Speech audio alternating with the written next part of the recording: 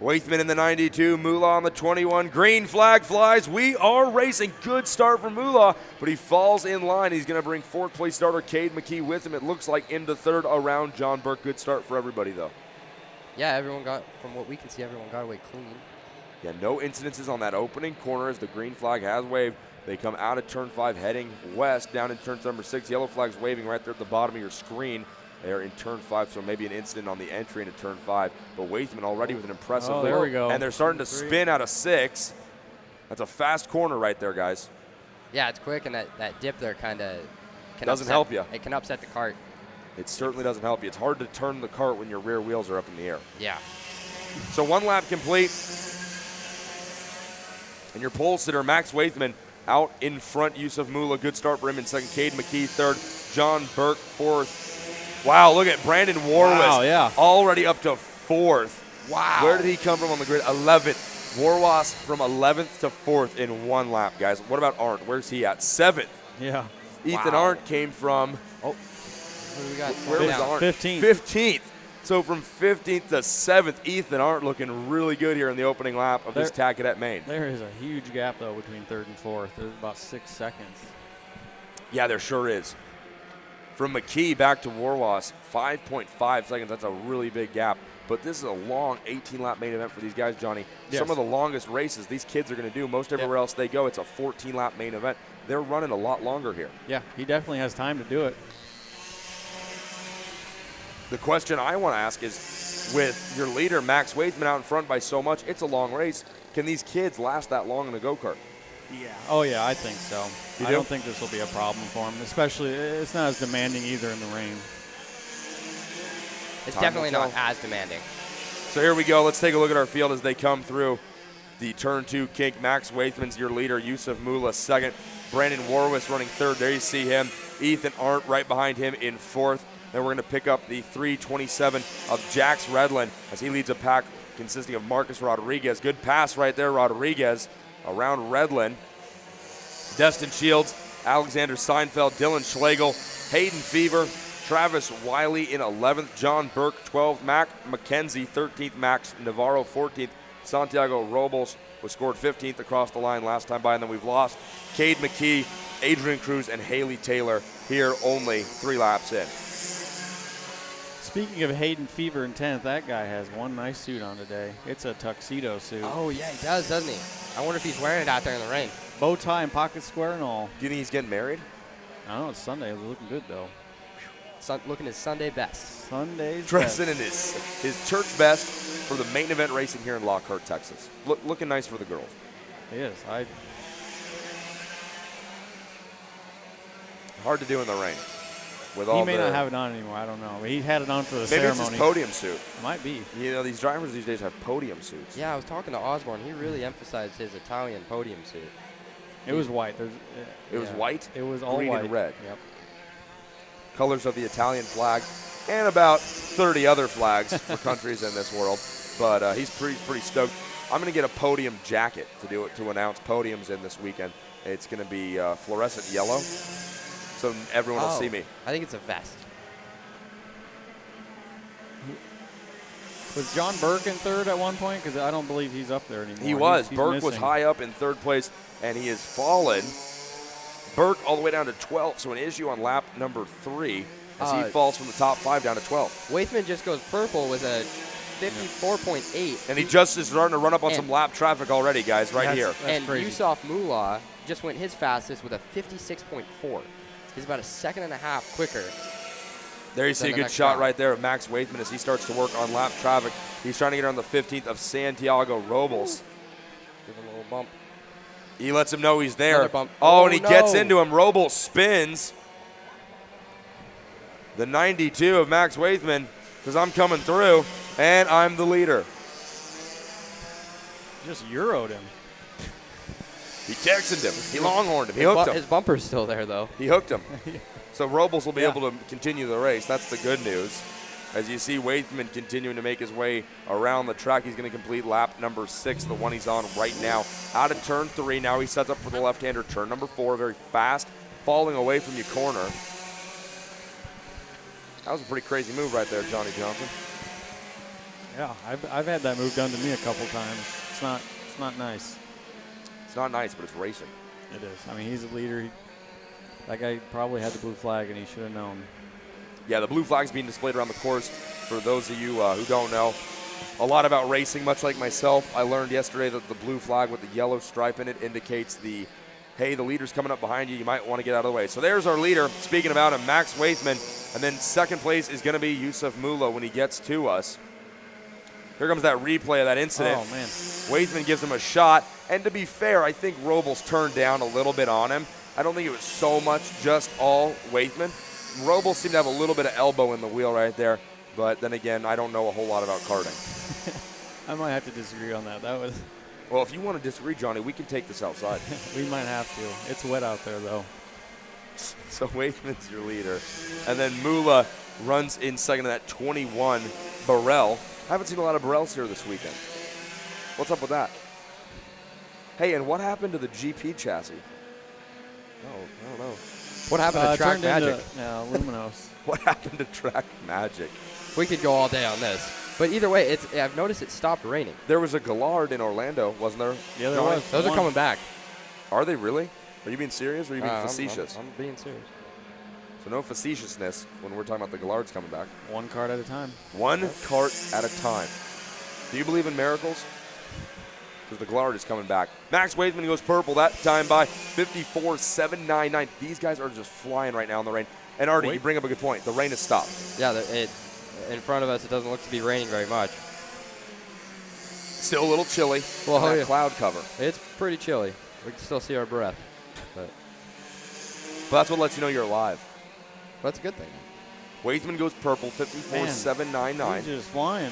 He's gone purple like. Well, look at the lap times right here. Waithman's a 54.7. Mula in second is a 57 flat. Arndt's a 57. Warris is a 56. Schlegel's a 56. And Rodriguez is a 57. So Waithman is a lot of seconds quicker than everybody else. I can't do the math, guys.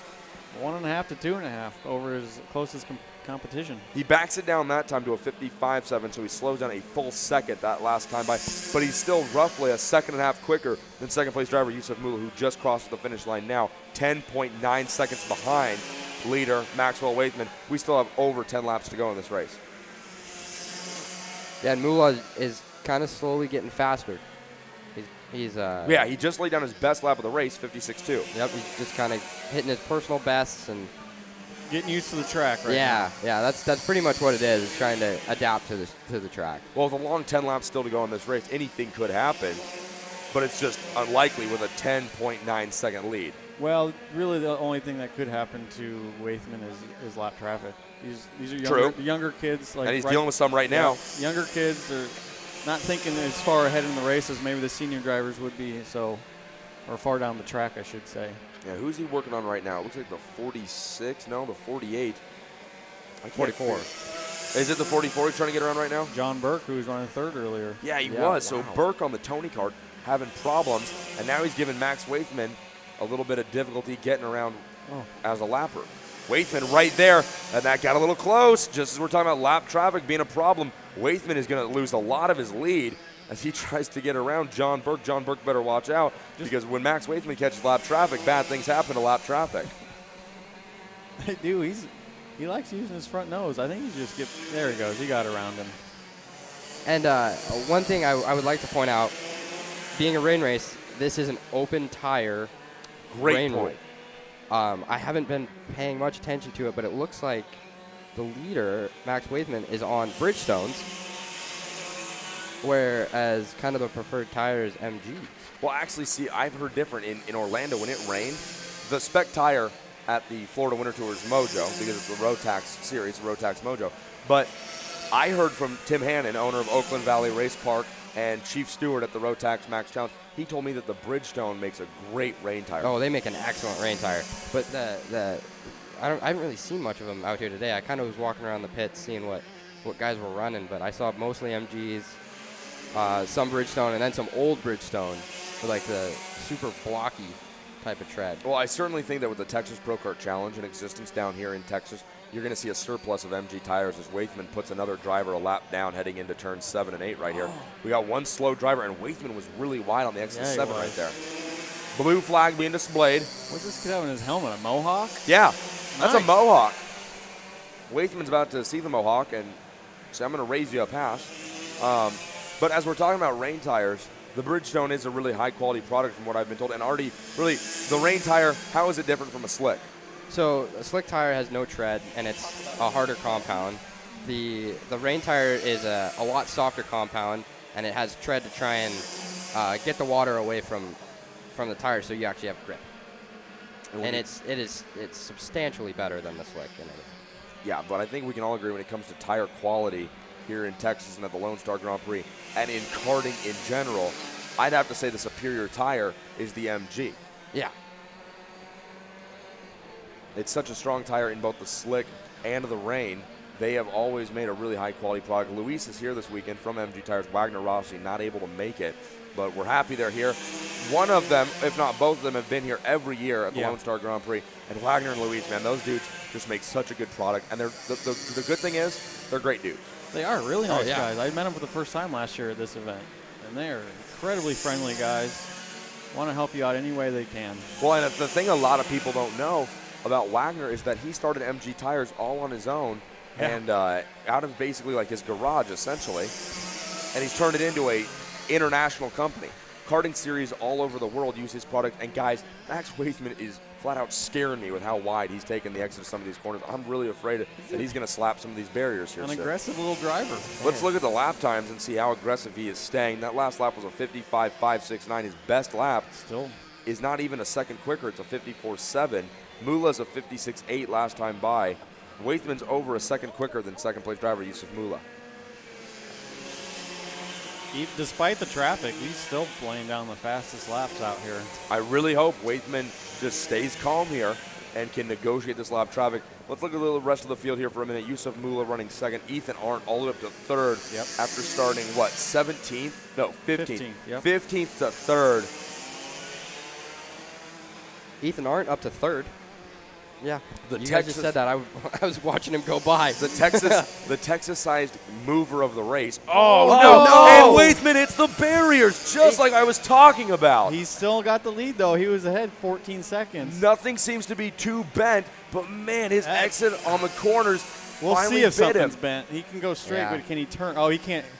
He's having a hard time turning that car. He He might might have- be able to catch up. He might be having a real tough time turning now. Let's see how he is on the entry to turn That 7 lap right traffic's giving him a race now. now. Oh, man. This has got interesting, guys. Maybe something had to have been going wrong with his kart for a few laps to keep sliding out as wide as he was.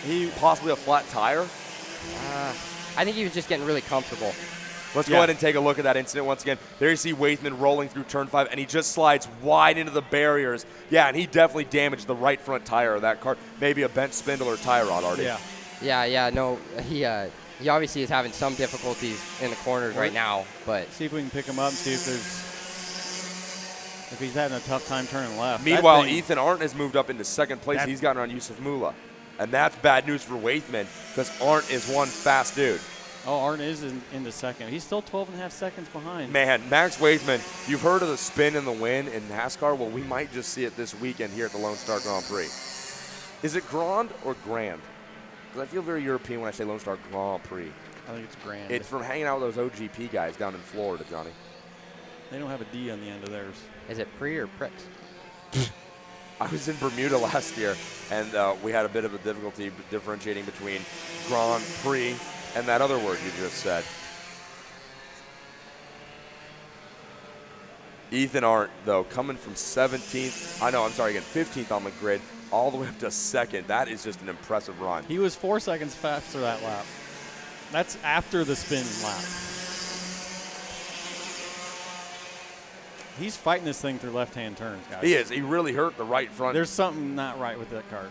Let's see the lap. Now the lead is only 9 seconds from Waithman back to Arndt. And there's going to be 2 to go this time at the line. So still plenty of time for Waithman to cut and lose lead to Arndt. Arndt can really still turn up. Let's see as they come out of 6th. There's Waithman second in line, that driver, the number 92, as they come down the straightaway. And we can't see Arndt at the top. There he is. Arndt out of turn 6. So you see the deficit. It's about a half of a straightaway, I'd say, right now.